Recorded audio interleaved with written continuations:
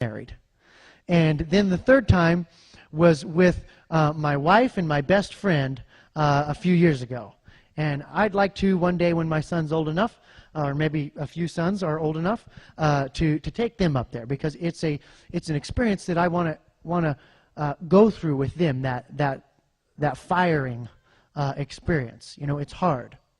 And there's a special bond from people who've come together and overcome in a situation like that. And I see that bond being forged by all these people in this room, because we've got a mountain. And there's times when you're on a wind-blown, knife-edge ridge, and you know that there's a really good chance that not everybody in your expedition is going to live. And they need somebody to pull them together and seize the day and say, we can make it.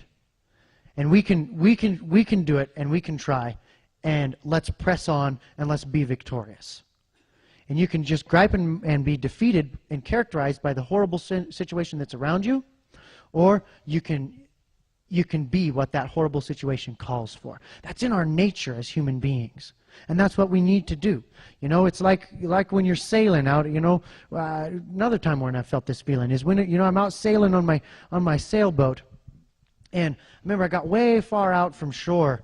You know, there's about a 3-day jaunt where there's, you know, rocky cliffs and there's no place to hide. And you got to go down there for 3 days and hope for good weather. And you can't predict the weather 3 days out. So you just wait till it's good and hope it holds. And we were cruising down there. Actually, it wasn't we. It was just me that time.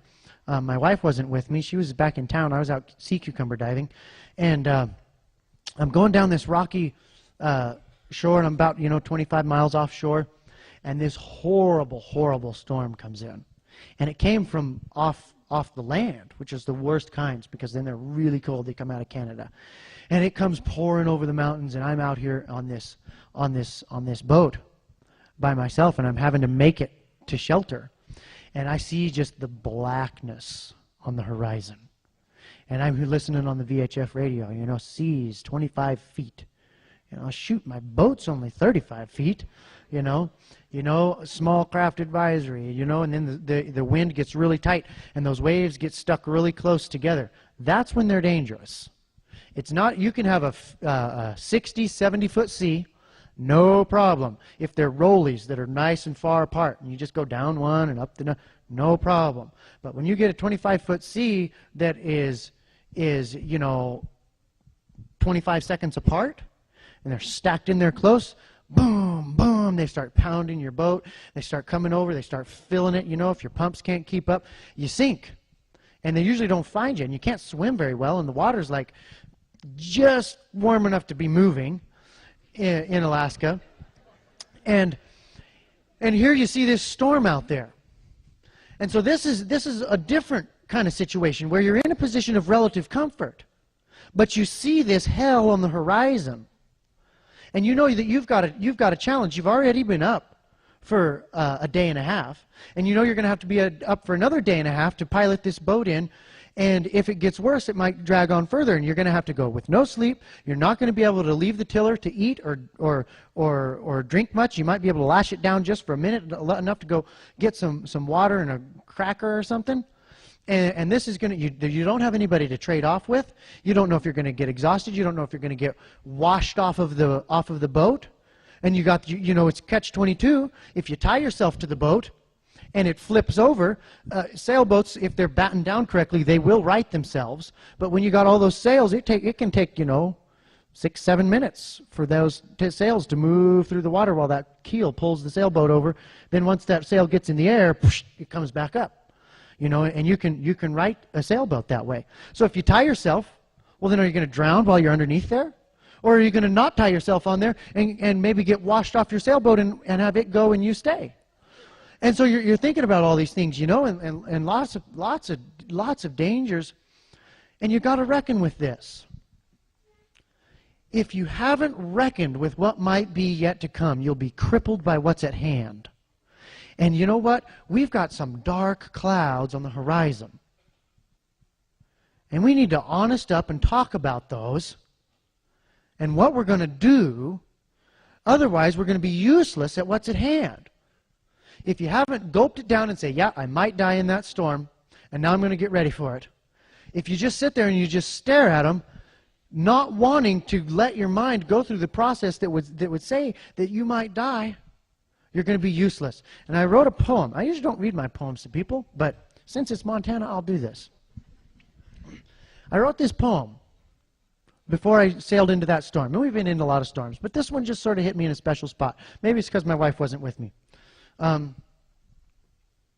There's been good, there's been sad times I've had, but death will have no sting. As I offer my soul to an angry sea, my lips will softly sing. For the time has begun for my toil to be done. My hands now work with ease. For I'm made anew, and I'll wait for you on the shore beneath the seas. Once you've accepted that you're done, you can begin. And that's what we need to do here tonight. That's what we have to do. That's what our children need from us. That's what our country needs. And let's not confuse our government with our country. They're different. And you know what? There's people all across this country that are rising to the occasion, that are meeting the challenge. And there's going to be a bright page on history. Now I want to talk about how we've done that in Fairbanks. So it's not just an idea. All right? How many of you know who Sun Tzu is? I don't either. I just know his name. But he wrote some really good stuff about war. Sun Tzu wrote The Art of War. You know what the 13th rule of war is? Get your enemy to do useless things. They're using that one on us. All right? And we need to recognize it. How many of you can guess what the first rule of war is? Declare war.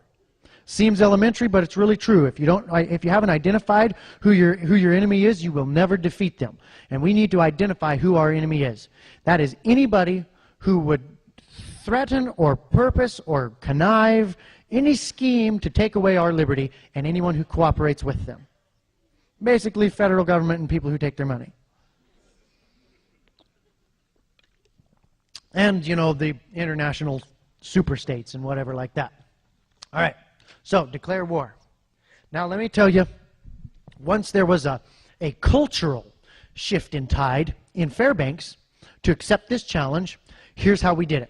First, we knew that we needed to do things that weren't contingent upon government cooperation for their success.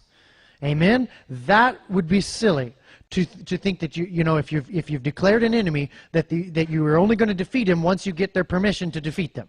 You'll be waiting a long time. You'll be sending a lot of letters to your congressman before you get one back that says, all right, guys, now's the time. Beat us. All right? Here's what happened. Here's how it all started. I do a lot of TV and radio in Fairbanks, talking about economics mainly and legal theory and stuff like that. And somebody called me after a radio show, and they said, what are we going to do about all these gun laws, man? They're just coming down like a hailstorm. I said, well, I don't know. Let's get together at Denny's and talk about it. 150 people showed up. There were so many people that the fire marshal showed up and was trying to kick us out. And I said, okay, well, hold on, hold your questions, And he wound up staying for the whole meeting and getting right on board and forgot to kick us out. So here's what we wrote up in Denny's. That first meeting, 150 people. The next meeting, 750 people. The next one is about 1,600. Next one, 5,000. Just blah, blah, blah, blah, blah, blah. Went up. Now we got to rent the Carlson Sports Arena, big football stadium, to hold these meetings in. We had Rick Jor come up and speak for us at one of them. We wrote this declaration, all right? This isn't a petition. A petition is asking somebody to do something for you. And you know what? I'm kind of sick of asking other people to do stuff for me. I'm going to tell some people what I'm going to do. You know, the first thing they teach you when you go to counseling is the only person you can change is yourself.